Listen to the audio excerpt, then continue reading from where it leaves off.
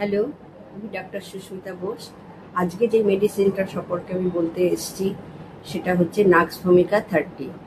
নাক্স ভূমিকা এমন একটা মেডিসিন যেটা আপনাদের ঘরে থাকলে অনেক কাজে ব্যবহৃত হয়। যেমন মনে করুন আপনি খুব বেশি খাওয়া হয়ে গেছে, শরীরটা ভালো লাগছে না, পেট একদম ফুলে গেছে, তখন নাক্স ভূমিকা নেবেন, দেখবেন সঙ্গে সঙ্গে অনেকটাই আপনার রিলিফ হয়ে যাবে, গ্যাসটা আপনার পাস হয়ে যাবে। তারপরে দেখবেন অনেক সময় কনস্টিপেশন হয়ে যায় বাচ্চাদের ক্ষেত্রে, বাচ্চাদের ঠিক মতন স্টুল পাস হয় না, তখনও নাক্স ভূমিকা খুব ভালো কাজ করে।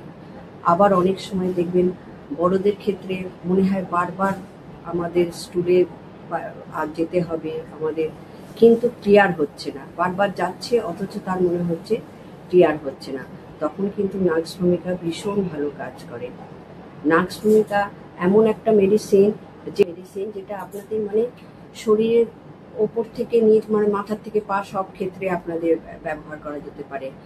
তারপরে মনে করুন রাত্রিবেলা কারো ঘুম হচ্ছে না, অনেক দিন ধরে ঘুমে খুব কষ্ট পাচ্ছে, তাকে আপনি 2 ফোঁটা নাক্স ভূমিকা শোয়ার আগে খাইয়ে দেবেন, তাহলেও দেখবেন তার খুব ভালো ঘুম হয়ে যাবে। তা নাক্স ভূমিকা আপনারা বাড়িতে রাখুন, আর বাচ্চার থেকে বড় সবার ক্ষেত্রে এটা ব্যবহার করুন। ওই 2 ফোঁটা করেই ডাইরেক্ট টন টাঙিয়ে দেবেন, বাচ্চা হলে তাকে আপনারা জলের মধ্যে মিলিয়ে দেবেন, দিনে 3 বার থেকে 4 বার ব্যবহার করবেন। আবার অনেক সময় গলা খুব তেতো লাগে, আমরা কোনো কিছু খেলে মনে হয় যেন গলার মধ্যে একটা তেতো তেতো স্বাদ আসছে, মুখের স্বাদ থাকে না।